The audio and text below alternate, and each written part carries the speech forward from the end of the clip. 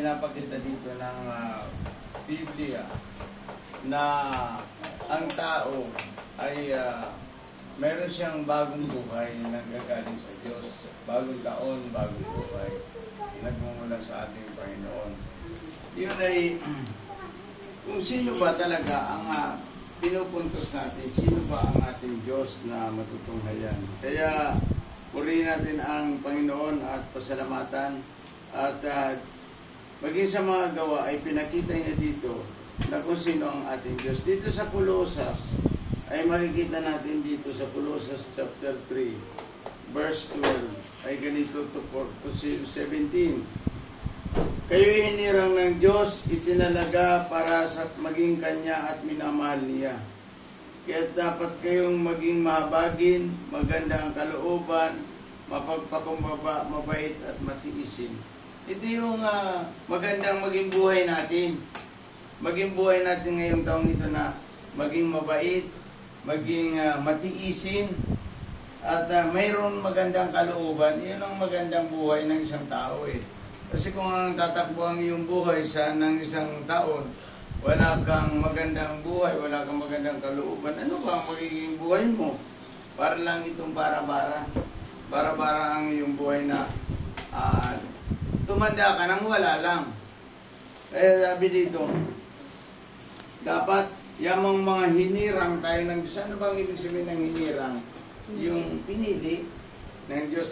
Yamang tayo ay napili ng Diyos dahil tayo ay tumanggap sa Kanya. Ito yung ating magiging buhay. Tingnan ninyo. Mga hinirang kayo ng Diyos, itinalaga para sa Kanya at minamahal niya. Kaya dapat kayong maging mahabagin. Dito especially si Irene mahabagin dahil siyang mapapalaro ngayon, tutulong.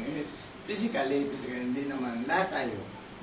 Mahabagin, maganda ang kalooban, mapagpakumbaba, mabait at matiis. Yan ang maging maganda nating buhay. Sabi niya dito, magpaumanhinan kayo at magpatawaran kung may hinanakit kayo sa isa't isa. Pinatawad kayo ng Panginoon, kaya dapat din kayong magpatawad.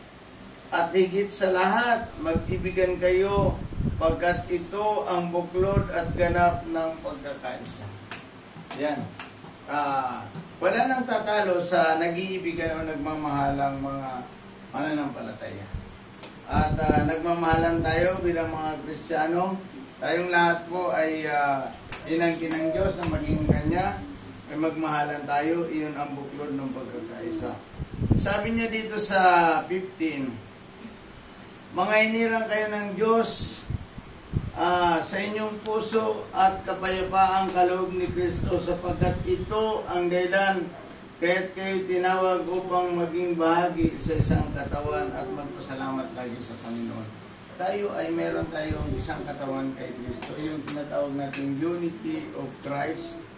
Yung unity of Christ na pagkakaisa natin sa ating Panginoon. Bilang nakita natin ang ating mga katawan, meron siyang kanya-kanyang bahagi, pero ito ay kailangan ng isa't isa. Yeah. Kaya minsan humihina ang katawan dahil kung minsan napipilayan na puputulan ng isang daliri, humihina yan.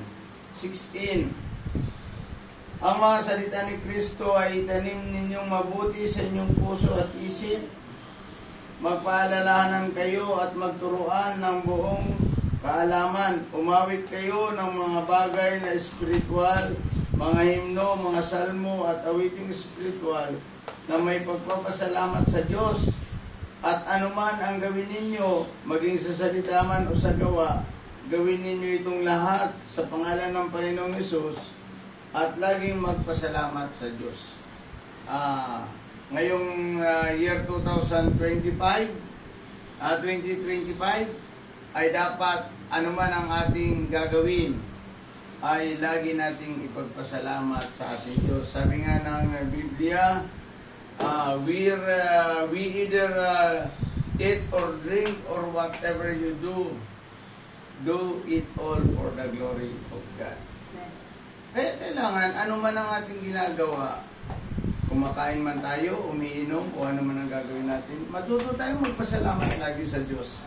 Tingnan natin itong mga talatang ito. Sabi ng Biblia, tayong mga Kristiyano ay dapat mamahabagin, matiisin, mapagpakumbaba at laging mapagmahal sa ating Diyos at sa ating kapwa.